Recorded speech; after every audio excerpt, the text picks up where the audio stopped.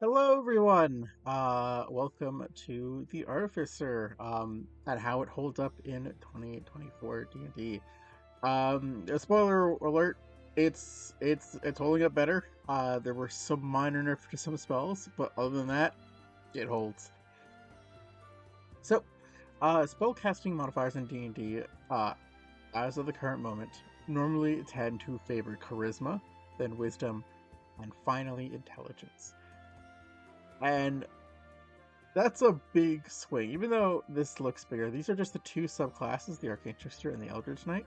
And Artificer is currently not in the game. But this is an argument on why it should be. I can see your table.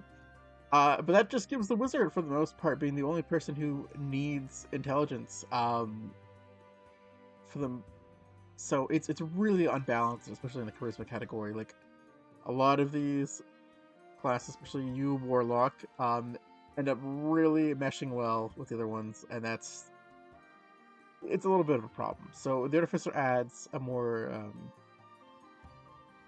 there's more uses for the intelligence modifier, and it makes a more diverse class group. Uh, in another way, it is a missing link on the battlefield. I would organize most of the classes like this. I think you want at least one of every type in a group. Um, there are people who are focused mostly on the front line, the barbarian, the fighter, and the monk. There are supports like clerics and druids, and then there's the utility or offensive spellcasters like the wizards, sorcerers, and warlocks. And then there's a skill expert like the rogue. And there's those who kind of flutter in between. The bard being the master of all. I don't think it can frontline as best, but it can do support, skill experting, and utility offense really well. Jack of all, master of none. The ranger, as of late, I think is going to have much more success on the front line than the back line, but it has the stats to hold up to its tankiness. But it has the skill expertise that you want from skill expert. Paladin is a beautiful mix between both supportive and frontline capabilities, and the Artificer fills a gap between the utility and the offense. It also does some support depending on what subclass you pick, but I'm not. This is base class. We're going over. So, I will go over the 120 levels for Artificer and go through every single tier of when things improved. So starting off, most of your Artificers are going to have Strength and Charisma be their jump stat, while raising up Intelligence to 17, Constitution to 16, and Dexterity to 14. Those can be swapped out with one another depending on how offensive your build is. If you're more of a frontline, go with Con. If you're more of a backline, go with the Dexterity. And then Wisdom can be neutral at 10. Artificers have 1d10 hit die, and then your Constitution modifier like normal. They have good proficiencies in both light, medium, and shields. So the only thing they're missing is heavy armor. But they don't have the strength for that. But we'll get to the strength requirements later because it might not be that useful depending on which artificer subclass you pick. Because some of them can ignore the strength modifier on armor. Then there's also they have access to simple weapons, but also firearms, and that's what's really strong. I don't know why they don't have access to crossbows. I really think they should. But they do have access to firearms, which are really good. The only downside to them, actually there's two downsides, is their cost, so you don't get them right away. But also, they have the reload property. So there's one particular thing you have to do when you use them. Other than that, tool access, you have a lot of tools to pick from. You have Thieves' tools, Tinker's tools, and then one of the Artisan's tools of your choice. And then in addition, each of your subclasses will also give you another tool. You have Constitution modifier and Intelligence as your saving throws. Even though Intelligence is not as often used, when you need to succeed on Intelligence saving throw, you need to succeed. So that's why I still put it in the top saving throws, and then Constitution, it will help you maintain concentration on anything you need to make. So it's always good for any spellcaster to have that, much like the Sorcerer does. Skills, it's okay. You have to pick Arcana for this to work. So that is a must. So you have one other choice between history, investigation, medicine, nature, perception, or sleight of hand. Pick what your party is lacking. Um, but you have to take Arcana. You need Arcana. In terms of origin feats, I recommend take the Crafter feat. This allows you to have 3 extra proficiencies, which you need for magical item crafting. It does other benefits, but the tool crafting is the biggest one. If you don't want to do that, or you don't have enough time to start crafting magical items, you can go for the healer or musician as well. Equipment, it's kind of okay. You start off with 2 simple weapons. I like crossbow with 20 bolts, which is okay, but again, no firearm you don't start off with.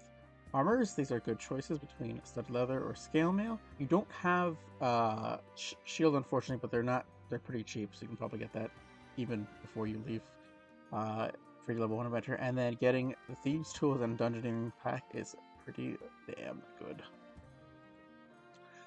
So your spellcasting uses your intelligence modifier, and you can use tools as your spellcasting focus. You are a half caster, and you get your prepared list amount as your intelligence modifier, plus your artificer level rounded down. As for magical tinkering, this is a small little roleplay feature. It's not that impactful that you also get it. Magical from this list, now we're going to cover tier 1 from levels 1 to 4. Infusions, this is your biggest ability. It'll be with you the whole game. It is, you have your proficiency bonus times 2, and then your proficiency bonus amount of spell effects and magical items you can put to regular mundane objects. These infusions can normally be common or uncommon magical items, and it scales up as you go in level, or unique infusions. One of the unique infusions is a repeating shot, which gives you a +1 and ignores the loading property of any ranged weapon. Or any ammo weapon, but that's any ranged weapon. I don't think there's a ranged weapon that doesn't have ammo. This is how you're able to bypass the loading property for firearms. The only other way is also in Tasha's Zanthorp guide, I can't remember, to get the gunner feat. These are the 2 ways to ignore reloading.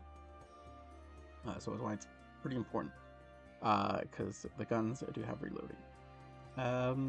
Now, with the subclasses, there is the Alchemist, the Armorer, and the Artillerist, and the Battlesmith. And then your final ability for level 3 is a right tool for the right job, and if you spend a short rest, you can change one of your tool into any other tool that you could need. So if you're on the road, yeah, it really helps out. Okay, so buffs. You can craft non-magical items. It is your you need the tool and proficiency in the tool, and you pay half the price, and you determine how many work days you do by a gold. Every 10 gold pieces of the item cost. That's how many work days it takes to make it. If you are making magical items, you need to make the non-magical version first, or you can buy the non-magical item first and then make it infuse in magic. So for crafting magical items, what you need is the Arcana proficiency that I mentioned earlier, and the right tool. Here are the list of who. Why didn't I? Tinker's tools. Well, I guess because you always get it. I already have access to Tinker's tools, and this will give you the musket itself, the pistol. Else it's important. Hunting traps kind of cool. Manacles are kind of cool. Everything else you can probably just buy in a store. As for other options you can pick, Smith's tools is going to be a big one. Any melee weapon, except for the clubs, great clubs and quarterstaffs and whips. And then finally, any medium armor except for hide, any heavy armor. You can also craft ball bearings, caltrops, firearm bullets, which is another big one. Grappling hooks are also pretty good. Iron Spikes they're fine. And then the rest are really that standout-ish. Leatherwork first tools will give you access to slings, whips, hide armor, leather armor, which will be useful, and stud leather. Crossbow bolt case in case you need it, and a quiver. I don't think the rest of these are that impactful. You can just buy them. You can also pick Weaver's tools. That is an option you can take, or you can just buy these mundane items. Alchemist supplies will give you access to making potions. Great, fantastic. A jewelry's kit will give you access to rings. I put this in neutral because I'm not sure how many magical rings are that good, but I could be wrong. There's other things you craft with this, like antitoxin and whatnot, but we're talking in terms of magical items, so I didn't add them on this list. Finally, Woodcarver's tools can give you access to clubs, great clubs, quarterstaff, which is the big one, ranged weapons, which is also a big one. Arcane focus is fine. Arrows, bolts, that's good because you make it magic as well. Forgot to mention that for the smith's tools, you make these magical. Finally, we have rods, staffs, and wands. So Woodcarver's tools, if you want to make a lot of the magical weapons for the magical focused classes. Cartographer's tools for scrolls, spell scrolls. Great. Tinker's tools. Oops, I forgot to put a definition there. Tinker's tools are required to make the non-magical wondrous items, or whatever wondrous item it picks. It might have to be from this list, and you might have to match it up with what it's based on. For example, a pouch. Actually, maybe I should put a pouch higher, because a pouch would be a bag of holding as a wondrous item. But anything that doesn't fit will fit into Tinker's tools. Alright, I'm back. Little thing, so ammunition, the reason I wrote it down there is because it scales with a hit rate and damage rate for magical items, or even mundane items, that just don't have that damage scaling, which is really good. So, Tier 2 of Artificers at level 6. At level 5, you get the ability from your subclass. It's a majority a damage bump. So anyways, level 6. You get your proficiency bonus is now doubled for tools. Amazing. That means every single time you try to use one of your tools, you will have a guaranteed chance of getting it. And then Flash Genius, which is a pretty good ability. It allows you to add your intelligence modifier to a saving throw or an ability check your allies make. And you have your intelligence modifier amount of uses per day. Nice. And level 10, this is the big one. This probably should have been a level 11. It is a tier altering ability, and it is two simple things. It is A, you now can attune up to 4 magical items, which will be a trend going forward. And B, when you craft a magical item with a rarity of common or uncommon, it takes a quarter of the normal time and it costs you half as much usual gold. Sorry, I'm back. I just realized I had the caveat of being common or uncommon magical items. I thought it completed all tiers of rarity. I apologize. So it takes a quarter of the time for crafting these items, and it'll cost you half as much gold. This is also wrong. It's supposed to be 7 because of the subclasses, but I made this before learning that. So you get expertise in 7 tools, thanks to the Crafter Origin feat, which again I highly recommend you take. So it'll expand the list of magical items you can craft, as we've seen earlier. The Bastions can help you get these tools, as well as give you access to crafting alongside your current projects. In addition, the Hirelings can also help you craft magical items even faster. So So they slashed even these times in half. There's the full list in my magical item video that you can watch, but these are what the times for the Artificer look like. Crafting 3rd level spell scrolls in a mere day, and if you have the help of your Bastion workers, it only takes 5 hours. It is insane. The gold cost. You would trade gold for spell slots, especially at this level. At level 10, you would trade gold for spell slots, and this does exactly that. It is crazy. It is crazy.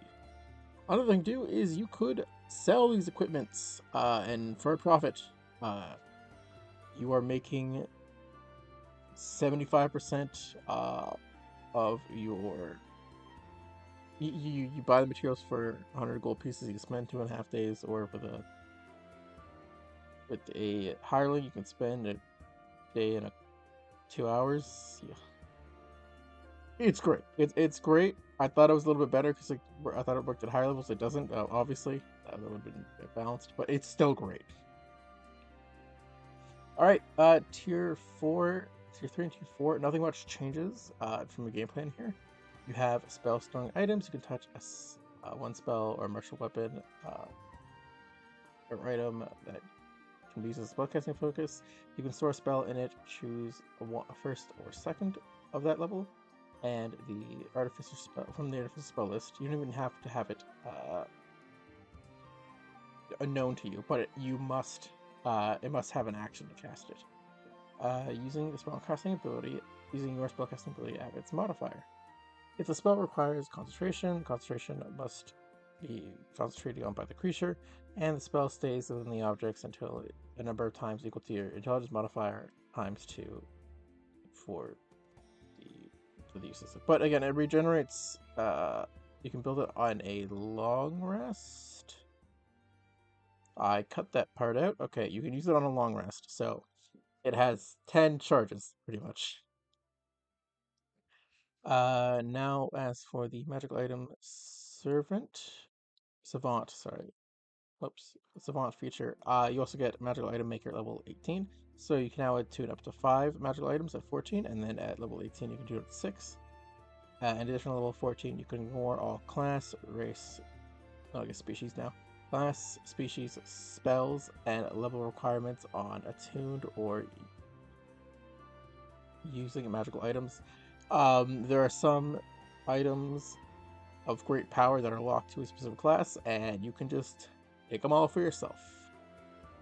This starts level gating around this level, so it comes in perfect timing. So it's the 18th level ability, and then finally, this is a great capstone. I love this capstone so much. It is very fitting to the class. So Artificer Soul, you gain a +1 bonus to all spell saving throws per magical item you're currently attuned to. You will be attuned to 6 magical items at this point, no doubt. If you're ever reduced to 0, but not outright killed, you can use a reaction to end one of the conditions on your Artificer infusions and cause you to drop back to 1 hit point instead. So these infusions don't even have to be actively attuning to you. These can be different infusions. I don't think all infusions need to be attuned to you, which is fantastic. So you're not even dropping in the saving throw department here until you get really low. It's because you might have some attuned items, but this is a great capstone. But nothing really happens much after that level. After that level 10 feature, it's all smooth sailing from there. But you just have more money, so it makes it easier to craft more things. I would say from this point, if you want to look at the base stuff, go to my magical item video. As for the subclasses, the Alchemist, I'm not going to go over all their abilities, just what changed at this point, or what they've gotten improved. So, tool proficiencies, you gain tools in Alchemist tools, and if you already are, you can change different tool type. of Artisan. The Alchemist spells have changed. Healing Word has gotten better. Ray of Sickness has gotten better, but not like better. Mass Healing Word has gotten better. Light has gotten better, but not better. And then Cloud Kill has actually gotten worse because it doesn't attack you at the start. It takes you to the end of its turn. And Cloud Kill has no way to keep you inside the cloud. And you don't even want to be inside the cloud to begin with.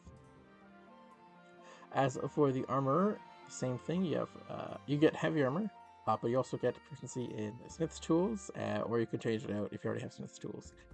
As for the spell list, Mirror Image got improved. That was about it.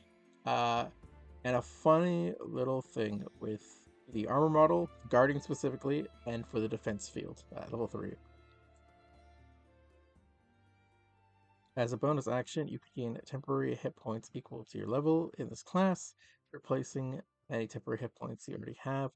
You can use this bonus action a number of times equal to your proficiency bonus, and you regenerate all expended uses when you finish a long rest. This pairs amazingly with Armor of Agathist if you can find out a way to get it.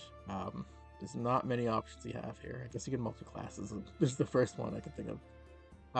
Because you're always regenerating temporary because you're already always generating temporary EXP.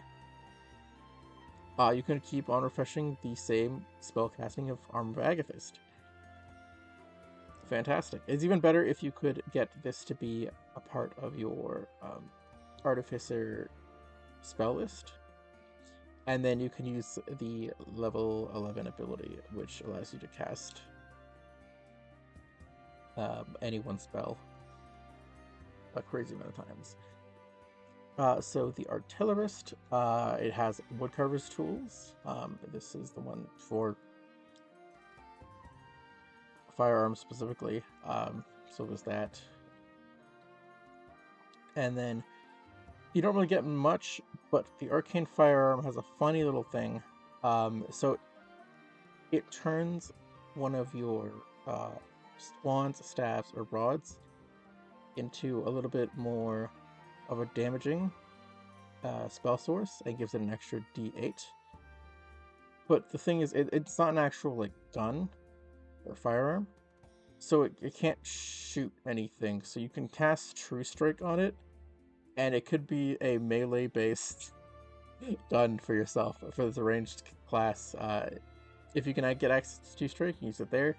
Or you could use the Booming Blade or Green Flame Blade if your DM allows you to use the pass spells, which I don't know why they wouldn't. So yeah, you have the gun of punching as you wax with your quarterstaff arcane firearm. Lastly, there is the Battlesmith.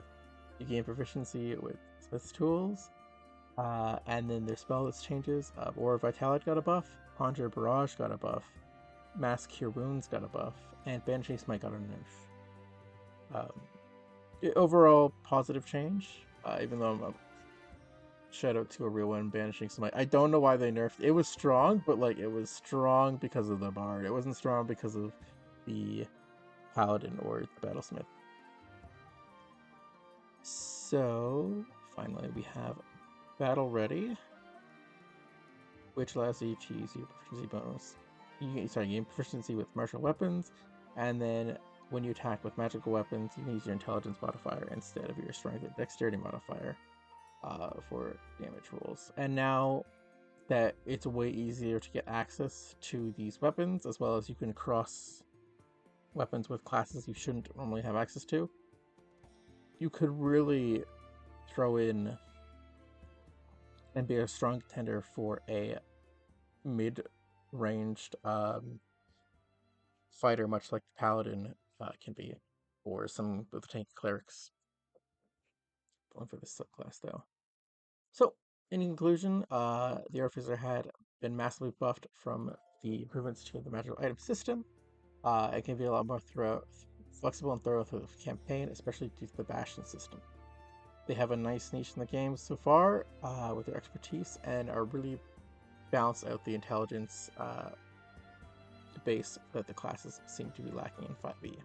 If you've liked this video, please enjoy and leave a comment or subscription for me down below.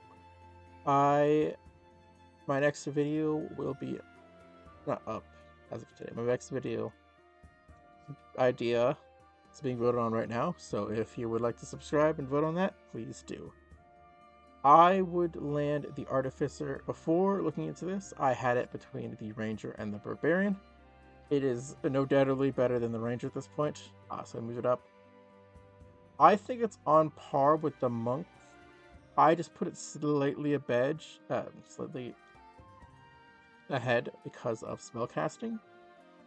But the Monk's also very strong at mid-B tier, so I could go either way with those two. Have a good one.